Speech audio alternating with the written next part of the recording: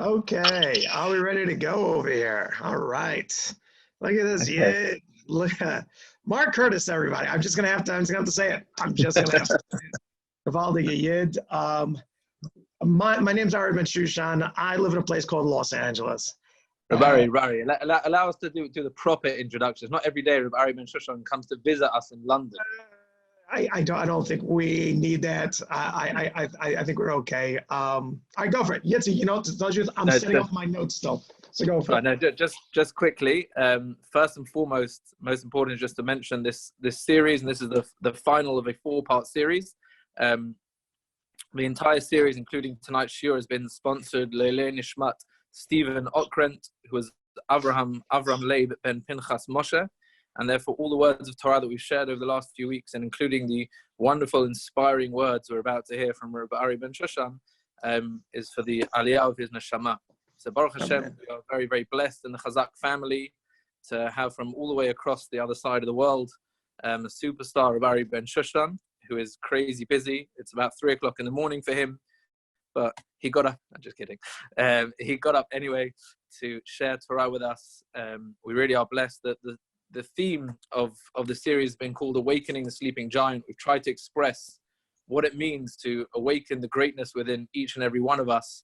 And if you want to know what greatness is, Rabbi Ari, just don't listen to this for a minute, but taking your entire family from the land that you love, of Israel, in order to move to the other side of the world to help inspire and mechazek the Jewish people, is a little bit of greatness that we can all hope to emulate one day. So without further ado, we have Rabbi Ari Bensoussan. Thank you so much for your time. On behalf of Ari, can I just ask, for those of you who are able to show your video, you can stay on mute, but it's so much better than speaking to blank screens and black screens with gray pretend men. If you can keep your video on, then you really feel you're giving to share to real people. It's fine if you're in bed, you're eating your dinner, whatever it is, we don't judge. Go for it, Rabari. Okay, all right. Hey, everybody. Thank you very, very much, Rabbi Yitzi. It is an absolute pleasure and joy and zechut to be able to be a part of the Chazak family. And we'd like to thank our sponsors for giving us this opportunity. I'd like to also give a shout out to some of my students over here. Okay, Ari Shrimstein, there you are. Yosef Bentley, give a look at you. We see you guys. It's so nice to see Aliel. Wow. So just something incredible. Here I am. I'm sitting in Los Angeles, and we have boys down in Maryland. We have Armin over here in Los Angeles with me. Big shout out. And we have going all the way. We got Mark Curtis sitting out there in London in his office looking at the Kotel on his right-hand side on that large screen. And then, well, actually, I'm on the screen now, I think. And there you go. And everybody else, hey, I don't need to, I don't want to make this a private joke, but just to everybody from New York to all over, it really is incredible that we get to, be biachad, to be one. And the theme that we came up with is called Sleeping the Waking Giant. No, Sleeping the Waking Giant. Waking the Sleeping Giant. Oh, wow. What a mess up on my part of all the words. Yes, starting out with a bang. So, waking the sleeping giant. Those of you who are taking this way too serious, I can see already people are just like surprised, like what just is he insane? So no, this is, you see, when I have nobody to really like involve with, so I have to just get my own kind of excitement flowing over here. So yeah, waking the sleeping giant. Now, the sleeping giant, of course, is Klal Yisrael, and what we've been going through over here has been the task of waking ourselves up, of getting out of whatever slump it was we were in before and what we're trying to get through now to be able to find some kind of joy, some kind of purpose, some kind of a reason in what we're going through every single day now. It's interesting, when we came up with this idea, when Rabbi Yitzi came up with this idea and he shared this with the group of rabbis, we had no idea that it would be this long. We had no idea that the quarantine, we had no idea that being locked in our houses. We said, look, let's just do it on Zoom. And hopefully by the time Rabbi Bensoussan or Rabbi Friday, the classes before this, hopefully everybody will be out and about, and hopefully they'll join on Zoom, but most people will be out. And here in Los Angeles, we're still very much locked down. Today, in particular, Memorial Day today, they're meant to announce, the governor today is supposed to announce to allow minyanim, to allow us to be able to start to pray again together. But I have not prayed with a minyan for a pretty long time. And this very odd experience that we're all going through.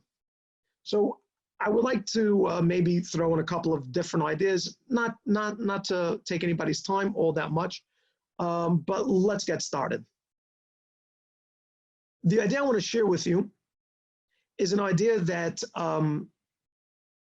it comes from a couple of different angles, and B'ezrat Hashem, hopefully Hashem will give us the clarity and the strength to be able to think this one through, because it may sound simple, but this, I think, is of the deepest. Most things that you find to sound simple sometimes is in of themselves a very deep concept that you really have to apply and you have to appreciate. This is going to be one of those. So let's start off like this. Na'aseh v'nishma. We know that when the Jews were ready to accept the Torah, it says in Parashat Mishpatim, at the end of the parasha, the Moshe Rabbeinu comes and Moshe Rabbeinu says to the Jews, "No, do you want the Torah?" And the Jews say, Na'aseh v'nishma. The Jews say, yeah, we're just going to do it. We're just going to take it. Chazal, the rabbis teach us, Midrash says that, Rabbi Lazar, if I remember correctly, Amar Kadosh Baruch Hu, God said, who taught the secrets of the angels to my Jews? Who told the Jews this secret, this angelic secret? Something about Na'aseh v'nishma, we will do and we will hear. There's something about this concept of saying that we will do. We're just going to go out and whatever it is, we're going to go and do it. And apparently that's something that, until that point, was a secret that only the angels were really clearing or really abided by. And now humans themselves are able to partake in it. What is it? What is the secret of Na'aseh v'nishma? We will do and we will hear. So I really want to delve. Into this concept, but I want to start it from maybe a different place. We're coming soon to Parashat Bahalotcha, and Parashat Bahalotcha talks about, in the beginning, it talks about the Ma'aseh Menorah. It talks about the making of the menorah and the building of the menorah. And a very interesting thing takes place. A very odd back and forth. Moshe Rabbeinu was charged by God, build the menorah. And Moshe said, sure. He said, I just got one question. What's a menorah? So God said, oh, okay. So God told him, you got to stick in the middle and the arms and the whole thing. That's what the menorah, that's what it looks like. Moshe Rabbeinu tries, he can't get it. It's just not working. It doesn't make sense to him. So Rashi over here tells us that God said to him, V'zeh ma'aseh ha'menorah. Shahar ehu ha'kadosh baruch hu be'etzbah.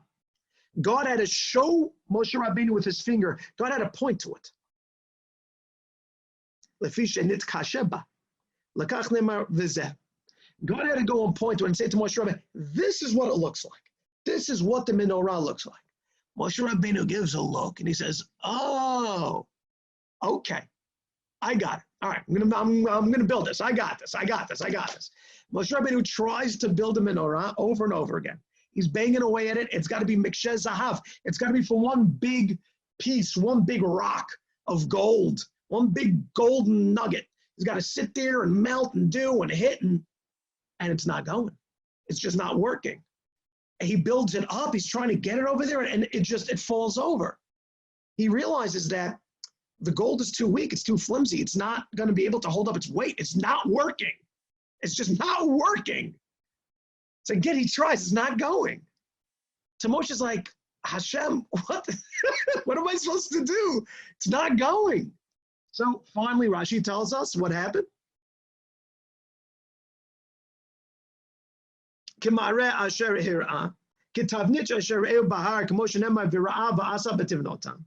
said, make it like what I showed you by the mountain. Kain asata menorah, misha asa, umedrash agada al yedei hakadosh baruch hu naasit me'aleha.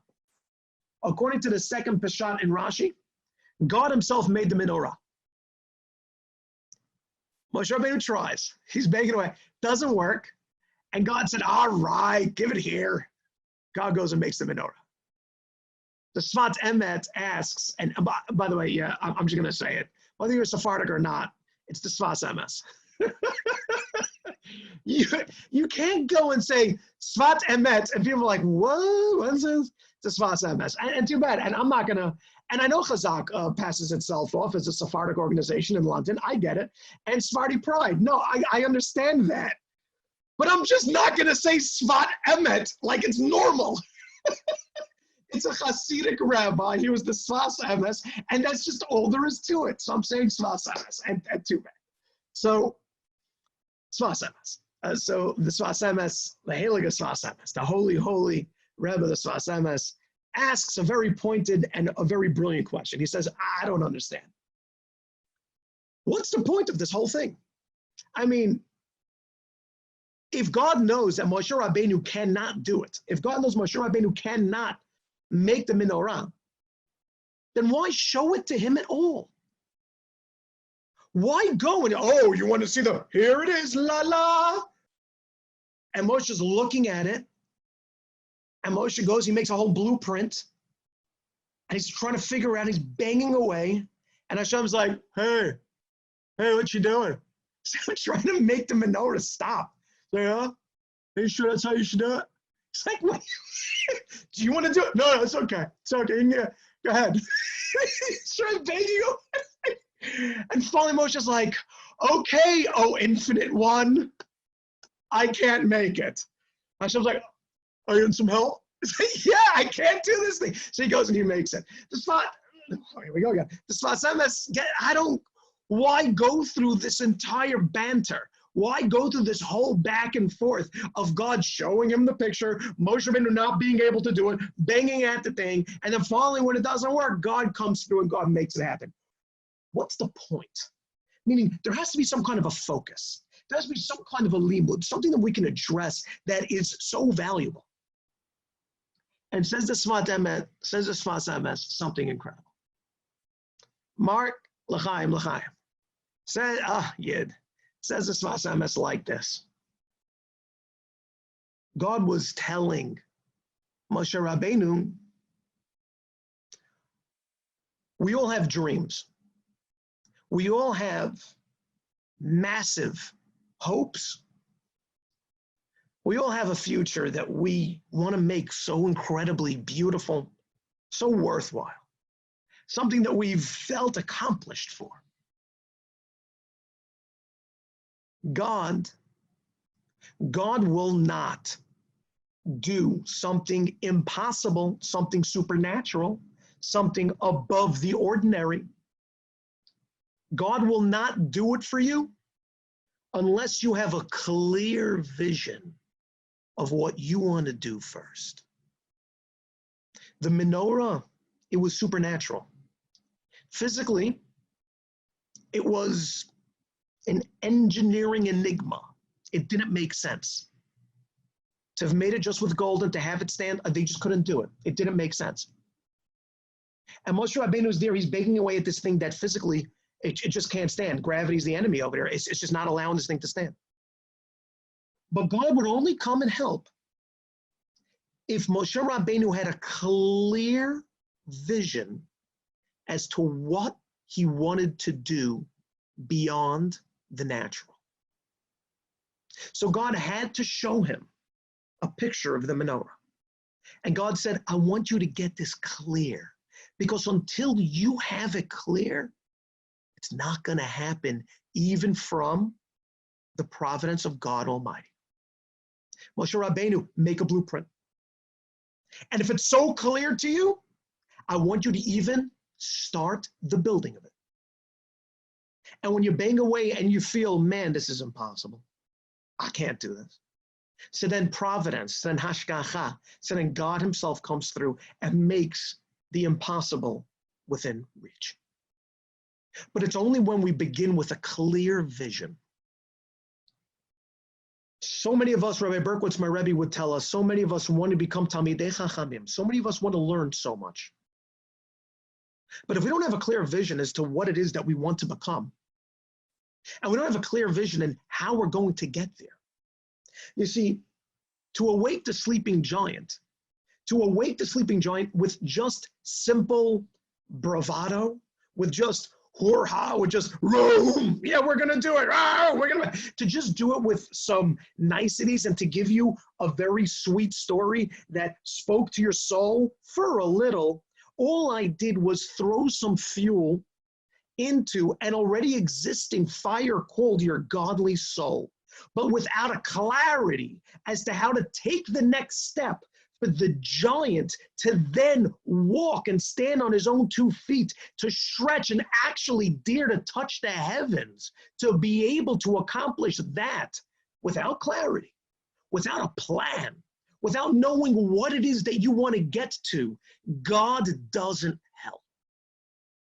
You know, I was reading the biography of Rav Noach Weinberg. Rav Noach Weinberg, Alva Shalom, Zchuto Yagen Alenu. Rav Noach Weinberg was the founder of Eshat Torah. I want to tell you something. He started, if I remember correctly, 2 or maybe even 3 other schools beforehand. If I was either 2 or 3, I'd have to go back and see again, but certainly was at least 2 other schools beforehand. One of them being Or Sameach. He was one of the founders of Or Sameach. And incredibly, the first yeshiva he opened failed. But you can see in the writings, he had a vision, but it wasn't clear. He had a drive. He had this power that was so strong and so addictive that others would just jump in and listen. And his Torah teaching was incredibly strong. But the clarity of his vision, exactly where he wanted to go with it, the yeshiva eventually closed, the first one. Came to Ar Sameach, and there he is, he and the other rabbis, Rav Mendel Weinbach, Rav Nata Schiller, the rabbis who started Ar Sameach Jerusalem. And they were going great. They were so successful. So many students started to show up. There was one problem, Rabotai. There was a disagreement in the vision. Where do we want this to go? And the moment there was a disagreement in the vision, the clarity in what this place should look like, what does the menorah look like? What does the yeshiva look like? What are we trying to build over here? Or Sameach, the other rabbis were of the opinion, we should have the Balei Teshuvah come, and the greatest accomplishment would be for them to leave us and go off to the Mir Yeshiva, to go to Brisk, to become a part of the mainstream. I'm not saying right or wrong. I'm just giving you right now a story of history. Rav Noach vehemently argued, fought against it with every ounce of strength and every little bit of sweat and blood that he can spit. He said, no, we should build our in-house Talmidei Chachamim. And then we should send them out to the world. And then they should be our emissaries to so many different cities, to so many different places. And let's show them that Balei Teshuvah themselves can stand on their own. They don't have to go and kind of make themselves look like the rest of the yeshiva world, because they can be better than the yeshiva. Let's make them their own giants. This came to such a point where the clarity of both the yeshivot now separated. Where are you going with this? It was threatening to consume them. Because the moment you lose clarity of vision, the siyata dishmaya, the supernatural power, that incredible power that all yeshivot last on, because within the nature of things, yeshivot, I don't think that they could make it. They're all supernatural. Rav Noach was brought to a din Torah. Rav Noach Weinberg was brought to a din Torah by the other rabbis, brought to a Jewish court to decide the fate. And I can only say this because it's written in the book. Rav Noach Weinberg, the greatest teacher of emunah, the greatest teacher of faith, the one who made the 6 constant mitzvot, the shesh mitzvot tamidiyot, the household name that it is, the one who taught to so many people the concepts of God. Rav Noach Weinberg was asked by, if I remember correctly, a nephew of his, was there ever a time in your life that your emunah was shaken? Was there ever a time in your life where your faith was perhaps in doubt? And Rav Noach said, yes, one time. One time. It was the 30 seconds after I walked out from that court case, and I was told that I have to leave the yeshiva that I built with my 2 hands, because for however the proceedings went, the judgment was against Rav Noach, and it was for the other rabbis, and he walked away. And when he got to the curb, he thought to himself, God, what do you want? I mean, I gave you everything. This is my 2nd time, and I was finally successful. And look at the students that I've been building, and I believe, what do you want? And you know what God wanted? God wanted more clarity on his part. And I know this because when you continue inside this incredible biography, he goes on and it says that he was depressed. He was literally locked in his apartment. And there were 2 very good friends of his who came and pulled him out. They went to the old city and they found him a small place in the old city to start a new school. And then all of a sudden, his vision got clear. The clarity of what he wanted.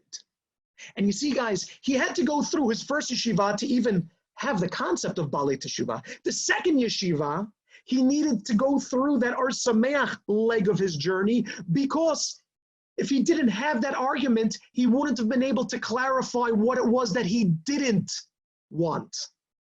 If he didn't have the other rabbis disagreeing with him, he would never know what the other side was, but he got rid of those. And now, he was crystal clear. And from that moment on till the last breath that he took on this earth, he gave life, limb, and soul to Eish HaTorah. And we all saw what happens when somebody has clarity and then takes a swing with his hammer at that golden menorah and says, I'm going to build it now. And people said, you're going to build an army of Balei Teshuvah to go around the world, to go and to bring the focus that you have here to everywhere, to all these different cities? Come on. And he said, it's not me, it's God. Because once I start to build something supernatural, as long as I have clarity, as long as I know what it is that I need to do, God will go and take my natural and truly turn it supernatural. Do you guys know, I wish I had the biography here right now. My nephew borrowed it. Do you know how he got the Eish HaTorah building, the one that's sitting over the Kotel? If I remember correctly, he paid a shekel for it. I'm not making this up. He paid 1 shekel. It's some crazy story. You have to. You got to read. It's mind blowing. Moshe Levy. Yeah, Rabbi Moshe Levy, everybody, stand up, stand up, stand up. Don't stand up too much because you're all in boxer shorts. Just sit down. We don't want to know what you're wearing, Mark. But Rabbi Moshe Levy is thinking right now, if it was me, I would have gotten it for half a shekel. A shekel, he got ripped off. But coming now to this, when somebody has a clarity, when somebody knows for certainty, this is what they want. So when we talk about waking the sleeping giant, now that it's been awoken, but where are you going? So I want to share with you a beautiful Gemara. A beautiful Gemara that, a lot of times people ask, Rabbi, why do we learn Gemara? What's really the point? It sounds so dry. It sounds so stale. So I'm about to read you a very dry, seemingly stale Gemara, but let's see how amazing it is. So this is Gemara in Berachot, Daf Lamed Vav, page 36a. And it goes like this. The rabbis are talking about where a person wants to eat wheat flour.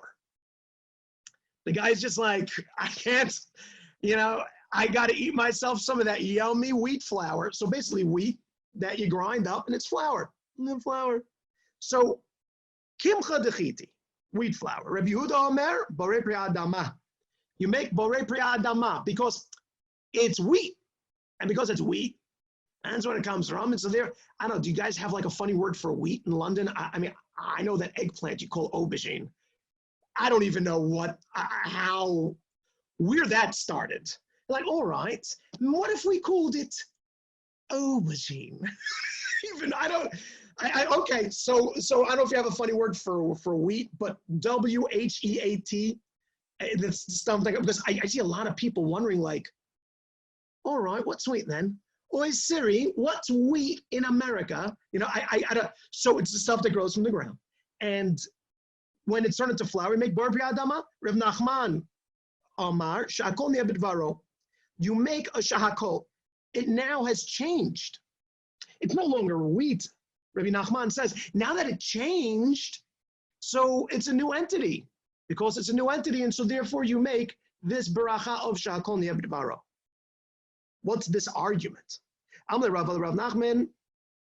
So now skip over a line or two where we get to the concept over here. And the idea goes like this. The Gemara brings and tells us, it should be like olive oil. Olive oil is borei pri adama. Somebody is just into drinking olive oil. So you make a borei pri adama. So the Gemara says to Rav Nachman, I don't understand. Isn't it similar to olive oil? The same way you squeeze the oil out of the olive, it still retains the identity of the olive. So too, when you have the wheat and you turn it into flour, it still retains the identity of the flour. It should be borei pri adama. It should be blessing God for something that came from the ground, not shahakol niya b'dvaro, which is a new entity. And listen to Rav Nachman's answer. Says Rabbi Nachman, this is not Rav Nachman of Breslov, but this is Rav Nachman who predated him by 100 billion years. So says Rav Nachman of the Gemara times, there's a very big difference. He says olive oil, and I love to see a lot of people are getting bored. I'm so happy because you're going to see a tie in a second like, oh, no, he didn't. Olive oil is done. It is what it is. It's done its journey. It's finished. And because it's done its journey, the olive oil now says, well, look, I'm finished. This is what I am, the Gemara says, and I'm still referred to as olive oil. I'm still referred to as, well, the girlfriend of Popeye, olive oil. No, that just happened. Yes. You guys remember when Brutus and Popeye used to fight over olive? So I'm olive oil. You can't get that picture out of your mind now, Rabbi Levy. I'm olive oil, which is I'm done. I'm the finished product now, and I'll always be connected to the olive. And so therefore I have not shed the identity of the olive, and so I'll have the same blessing as the olive. Whereas when it comes to the flour, the wheat flour, the Gemara says it's not done. It's in mid-process. This wheat flour, it's just it's gonna turn into bread. It has a purpose to get to. And because it has a purpose to get to, so I'm sorry, but it sheds its initial identity. There's so much of a musar to learn out from this Gemara. I've had guys in Israel, in my old yeshiva, plenty of them here on the chat, that there was a very big difference between the attitudes of guys who came to Israel to go and learn. If some of them took on a few extra things to be more religious, they took on Shabbat, they learned a little Gemara, they took on certain things, and it was beautiful. It was really beautiful. But they wanted to remain with their old identity. They still just wanted to be the same person as they were when they got there, with the same attitudes. with the same small she'ifot, with the same small outlooks in life, not wanting to really embark on a journey of self-discovery. Rabbi, I learned that Gemara. Okay, I'm okay. So then you never really shed the old identity.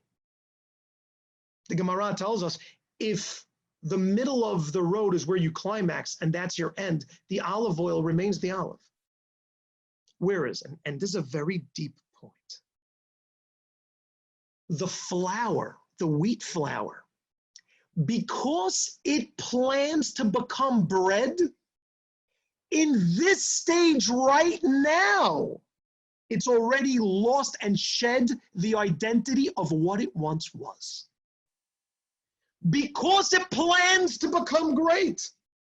It plans to become something bigger in the future. Right now, it's already shed what it once was, although it's not there yet. But I want to become bread. You're no longer connected to your identity of the past. When we talk about Na'aseh v'nishma, the brilliance, what's the secret, therefore, of the angels? What is an angel?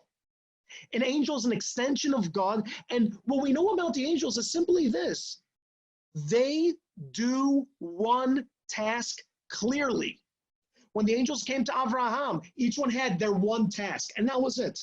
They have clarity in their task. There's nothing else getting in the way. So like we explained, the first step when Moshe Rabbeinu was making the menorah, he needed that clarity of what the menorah was. Rav Noach Weinberg needed the clarity of what Eshat Torah is meant to become.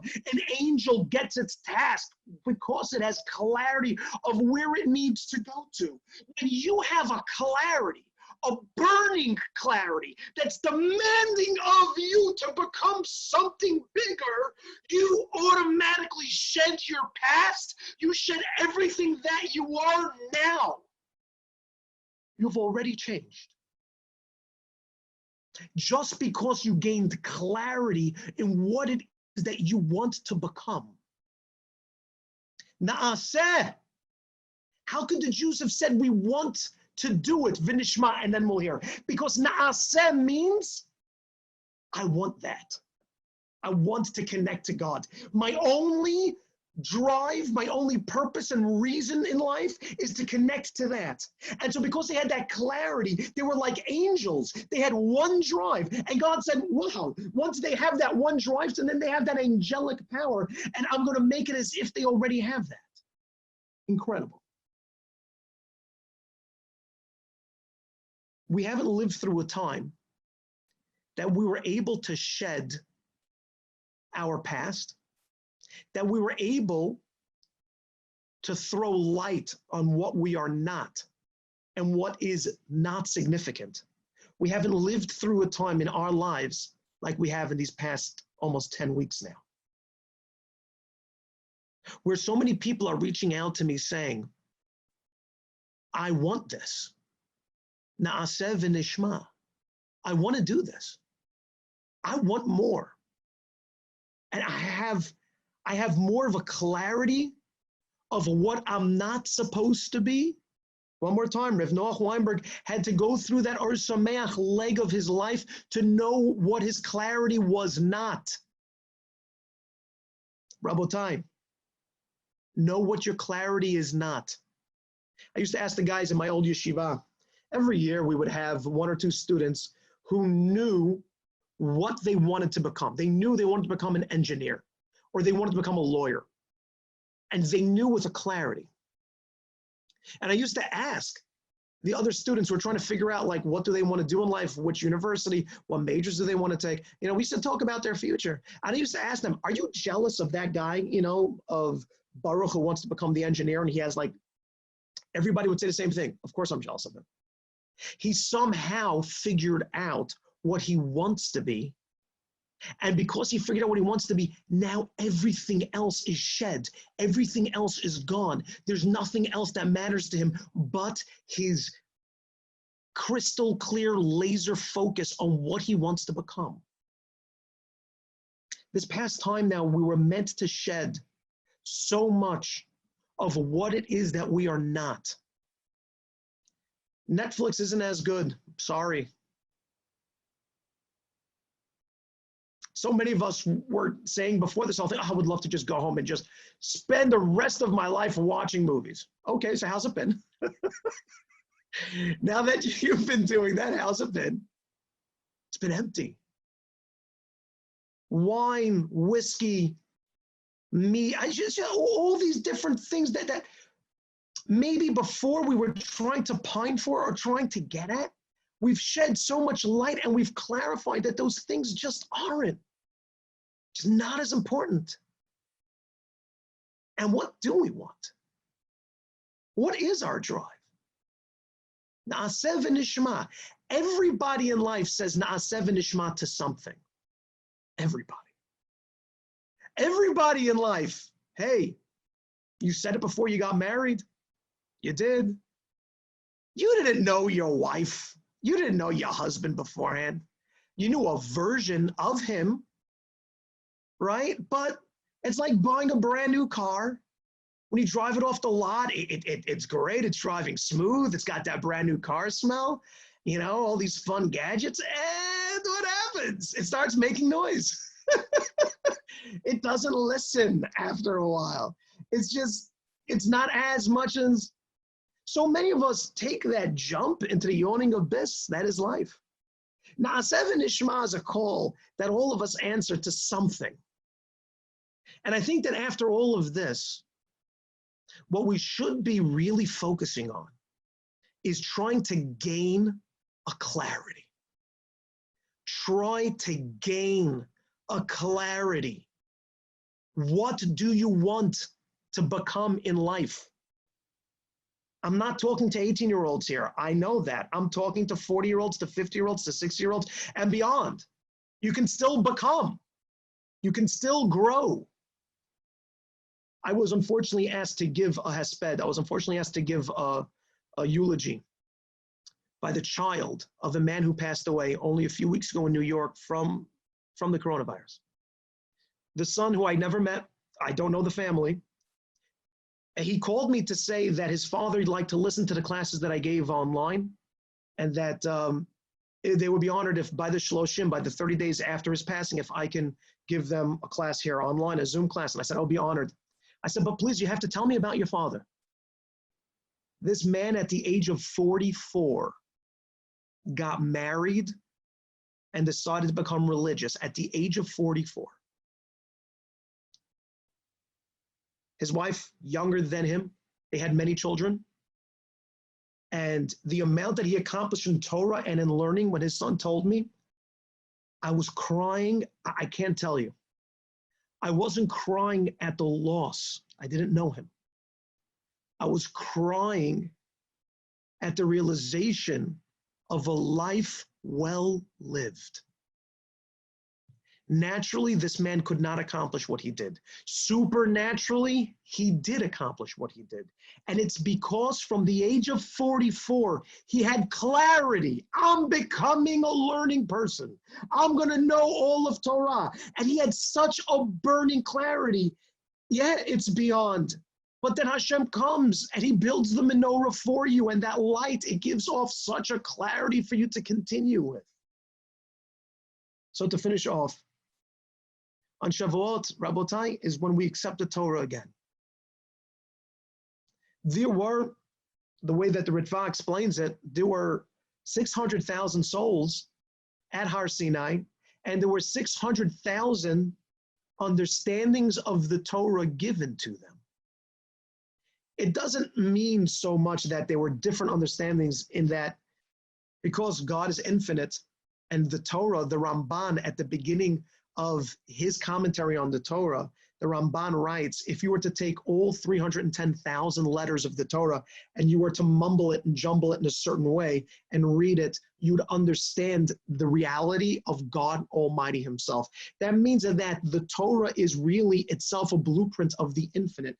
And that being the case, 600,000 souls, of course, had their own different take because the Torah itself is an infinite value. Every year when we accept the Torah, we all accept our piece.